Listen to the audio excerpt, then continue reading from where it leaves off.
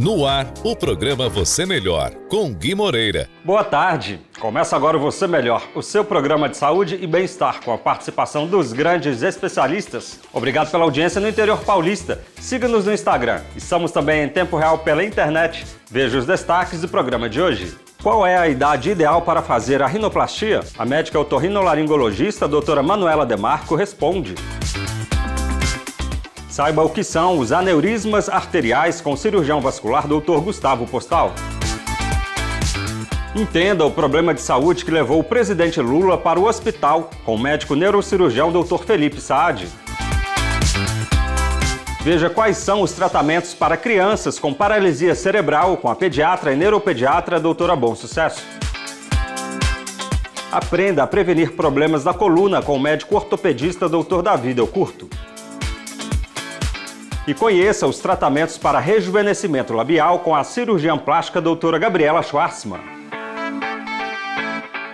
Todas essas informações de saúde e estética você acompanha agora no Você Melhor.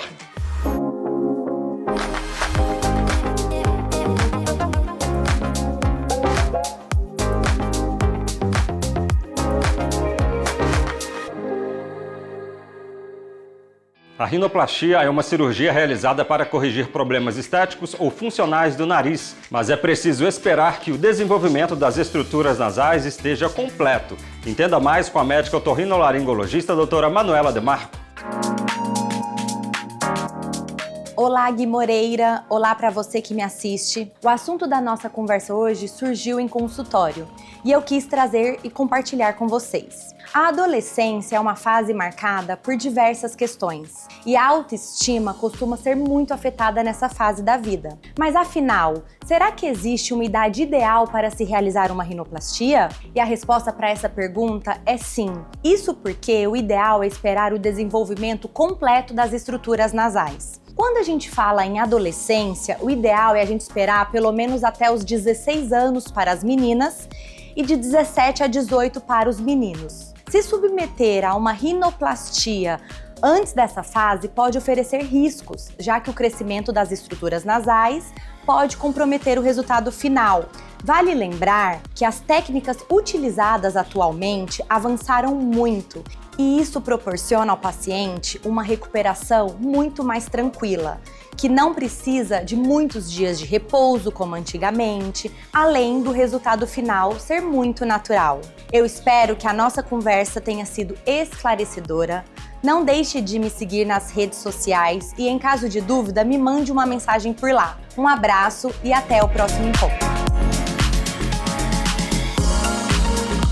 Uma doença vascular silenciosa que pode ocorrer em qualquer parte do corpo está relacionada a fatores genéticos. Além disso, hábitos de vida pouco saudáveis, pressão arterial elevada e tabagismo são fatores de risco para o problema. Saiba o que são aneurismas arteriais com o cirurgião vascular Dr. Gustavo Postal.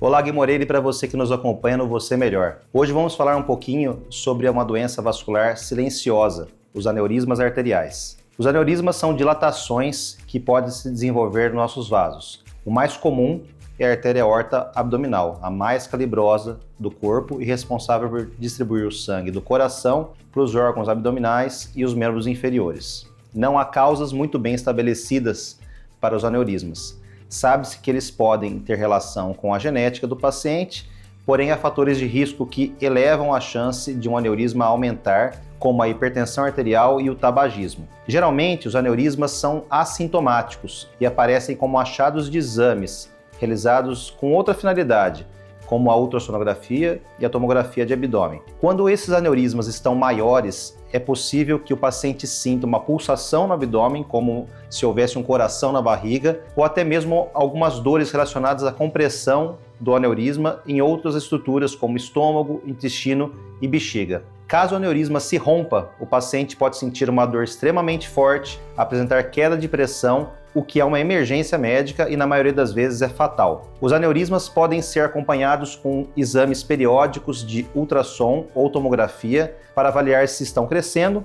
Caso atinjam tamanhos considerados de risco para o rompimento, o tratamento cirúrgico deve ser realizado, podendo ser por via endovascular, por meio de colocação de uma endoprótese pelas virilhas, ou mesmo por uma incisão no abdômen como uma cirurgia aberta. Se você tem algum caso na família ou apresentar algum exame que diagnosticou um aneurisma, não deixe de procurar seu cirurgião vascular para fazer o acompanhamento adequado. Até o próximo programa e um forte abraço.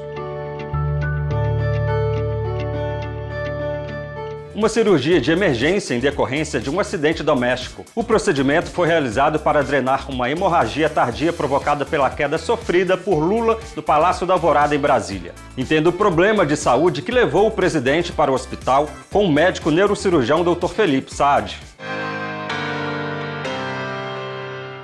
Caro Gui Moreira, olá para você que me acompanha aqui. Hoje vamos falar sobre o hematoma subdural crônico. Hematoma é um coágulo subdural, que se forma abaixo da meninge dura mater, uma das 3 membranas que revestem o sistema nervoso central. Crônico, ou seja, de formação lenta, é o mesmo problema que acometeu o presidente Lula. Então vamos entender? À medida que envelhecemos, naturalmente nosso cérebro reduz de volume dentro da caixa craniana, ficando cada vez mais distante do osso. Existem umas veias que comunicam a calota óssea à superfície cerebral, que vão ficando cada vez mais esticadinhas com esse distanciamento. Quando acontece uma pancada na cabeça ou um chacoalhão mais forte, o cérebro dança lá dentro e essas veinhas que estão esticadinhas se rompem. O sangue vai então formando esse coágulo que fica dentro do crânio, mas por fora do cérebro. O crescimento lento vai comprimindo cada vez mais, até causar sintomas como dor de cabeça, vômitos, confusão mental, perda de força numa metade do corpo. O diagnóstico geralmente é feito por tomografia. Uma vez feito o diagnóstico, o neurocirurgião entra em cena, já que o tratamento é, via de regra, cirúrgico, ou seja, tem que operar. A cirurgia consiste na abertura do crânio por furos, que chamamos trepanações, ou craniotomia, abrir uma janela no osso. Depois limpamos o coágulo, tratamos as hemorragias e deixamos um dreno que se exterioriza pela pele. O hematoma subdural, se não tratado, pode ser fatal. Por isso, consulte um neurocirurgião. E hoje ficamos por aqui. Até o próximo programa e me siga nas redes sociais. Ela é considerada a deficiência mais comum na infância e afeta o movimento e a postura logo nos primeiros anos de vida. As alterações motoras são resultado de lesões do cérebro em desenvolvimento, antes, durante ou após o nascimento. Veja quais são os tratamentos para crianças com paralisia cerebral com a pediatra e neuropediatra doutora Bom Sucesso. Olá, Gui Moreira, olá para vocês de casa. Hoje vamos falar sobre paralisia cerebral, um tema muito importante na neuropediatria. Paralisia cerebral, também conhecida pela sigla PC, corresponde a um grupo de distúrbios que afetam o movimento e a postura resultantes de lesões no cérebro em desenvolvimento, geralmente antes, durante ou logo após o nascimento. É importante lembrar que essas alterações motoras não são progressivas e acontecem nos 2 primeiros anos de vida. A prevalência é de pelo menos um caso para 1.000 nascidos vivos e é a causa mais comum de deficiência motora em crianças. A etiologia é multifatorial, incluindo hipóxia perinatal, infecções maternas, prematuridade e complicações neonatais. É classificada a paralisia em 4 tipos principais: a espástica mais comum, que os membros ficam duros, a discinética, com movimentos anormais, a atáxica mista, de acordo com as dificuldades motoras que a criança apresente no exame neurológico. Os pacientes com paralisia cerebral podem ter dificuldade para andar, para movimentar um dos lados do corpo, ou até mesmo os 4 membros podem ser afetados. O diagnóstico é clínico, baseado na avaliação do atraso motor, reflexos anormais e exames de imagem alterados, como tomografia computadorizada ou ressonância magnética de crânio. O tratamento é multidisciplinar, focado em terapias de reabilitação, como fisioterapia, terapia ocupacional, fonoterapia e outros.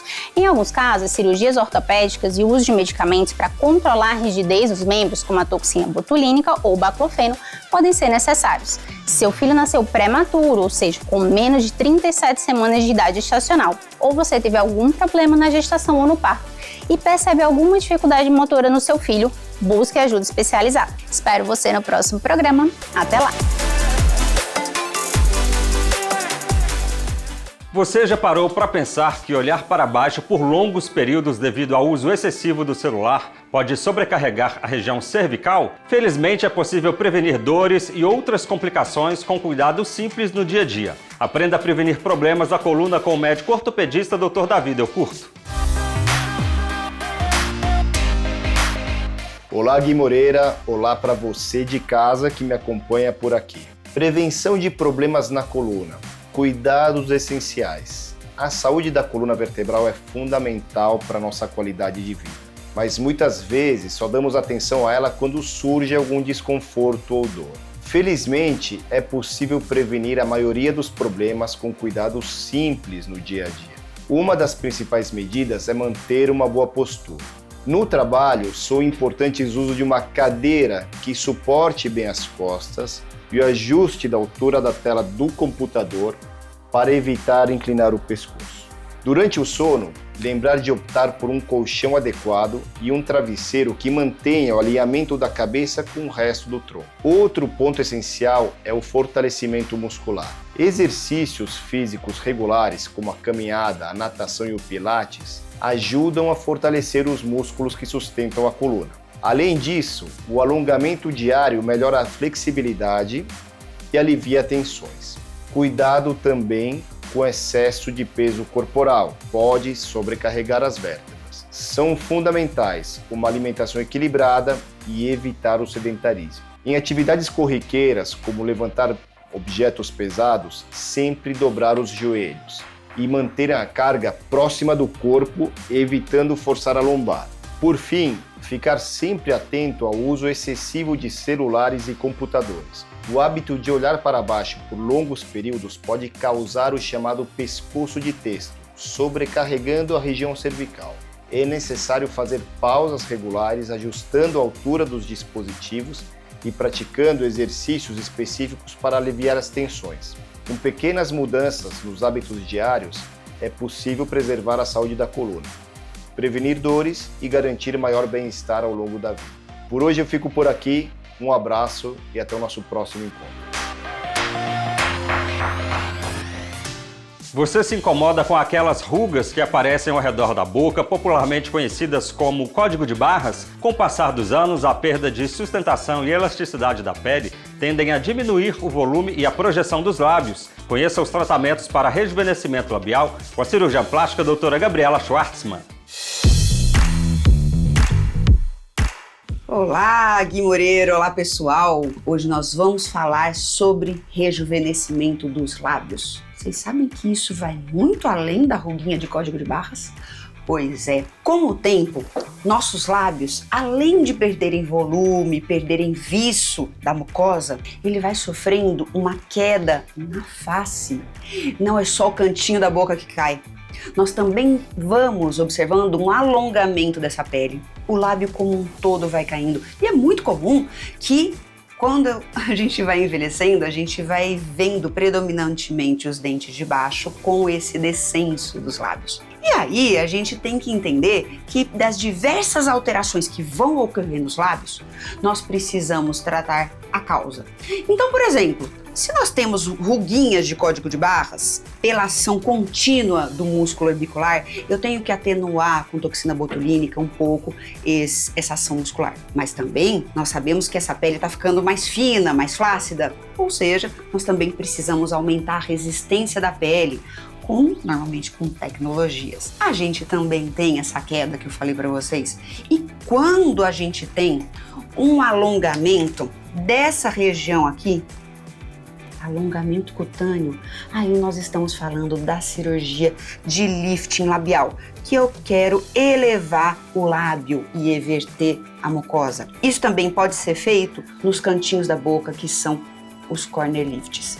Devolvendo volume para o lábio também pode ser feito de uma forma cirúrgica ou não cirúrgica com ácido hialurônico. Vocês entendem que esse tratamento é lindo e pode ser feito de forma muito natural.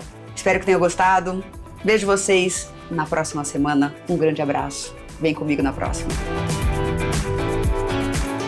E o programa de hoje vai ficando por aqui. Mas antes quero deixar uma mensagem especial para você. Aproveite esse momento para renovar sua esperança e celebrar o que realmente importa, o amor. Vamos compartilhar a paz, gratidão e gestos de bondade. Que a luz do Natal brilhe não só hoje, mas em todos os dias do novo ano que se aproxima. Feliz Natal para você e sua família, são os votos de toda a equipe do Você Melhor. Nos vemos na próxima semana aqui na tela da Tati Record. Até lá!